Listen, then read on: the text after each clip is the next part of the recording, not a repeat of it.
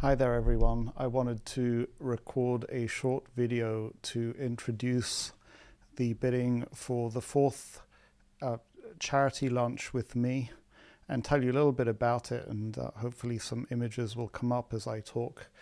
As you all know, I joined Monish Pabrai in bidding for a charity lunch with Warren Buffett now almost 15 years ago in 2008 or so, and I don't think it's a understatement to say that it changed my life, not just because through that bidding with being a bidding partner with Monish meant that I got to know Monish Pabrai a lot better and learned an enormous amount from him, but also the experience of the lunch itself, what I learned in the presence of Warren Buffett, things that I perhaps would not have been able to learn as easily, if at all, just by going to the Berkshire Hathaway meeting.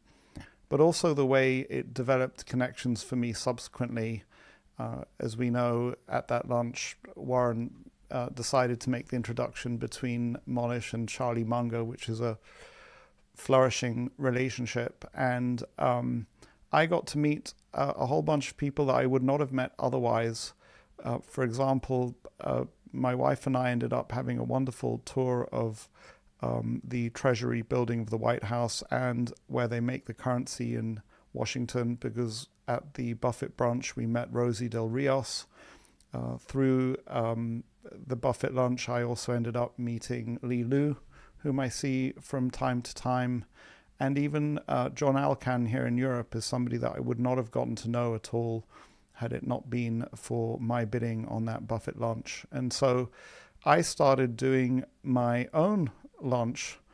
I started it in 2018 actually, and really it was to kind of copy what Warren had done, to clone, as Monish would say. Monish had already started cloning, and with their permission I can name the people that I met and what's happened, at least to some degree, subsequently.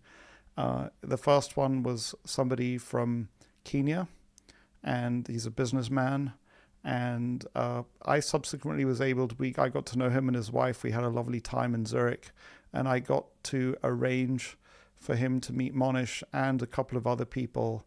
I think my point to you is that the people who win this lunch they have reasons for wanting to come. And so I've discovered that it's an extraordinary sort of serendipity mechanism for me, because I learn an awful lot. The second person was somebody called Edgar Martinez, who taught me. We met in Chicago, and there's a story around how I got the timing wrong. We ended up having lunch and dinner, and we've met subsequently. And I learned so much about the retail industry through him. And he, again, had reasons for meeting me. And then the most recent one in 2022 was with a Danish/Asian investor who's based in London. And again, I met with his whole team. This time we went to Scott's in London. It was a truly power lunch. And I learned an awful lot, as the group did. So, and in the spirit of the Buffett lunch, I do my best to show up for the full time and to have my full attention on the people who come, and to learn as much as I can, but also to give as much as I can. I will never forget at the lunch that Warren Buffett did with me and Monish. He looked at us in the eye and he said, you've spent a lot of money to do this, and I want to make sure you get your full money's worth, which just kind of floored me. One of the many ways in which I was floored at the Buffett lunch. And I hope to deliver the same kind of, well, I will certainly come with the same intent. I don't know that I can deliver the same amount of value that Warren Buffett can deliver, but I'll do my best to match at least in effort. A little bit about the charities that I've supported as a result. All the money that you will donate will go to a charity of my designation. The first one went to the Dakshana Foundation, which is Monish's foundation, which helps underprivileged Indian children get a good education. Underprivileged, smart Indian children get a good education. And in 2019, 2022, where there was a break between those 2 years because of COVID, I have supported an organization called UN Watch, UN Watch is based in Geneva, and it's run by somebody who's become a friend. They seek to make sure that the United Nations holds true to its charter and upholds human rights across the world, even in countries where there's a bias perhaps against it or not as much attention is paid. Once a year, UN Watch is responsible for organizing something called the Geneva Summit for Human Rights.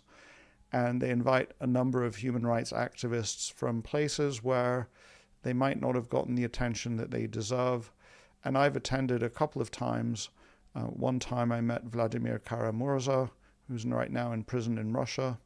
I've met Elif Shafak, who is a journalist and a writer now based in London, originally from Turkey.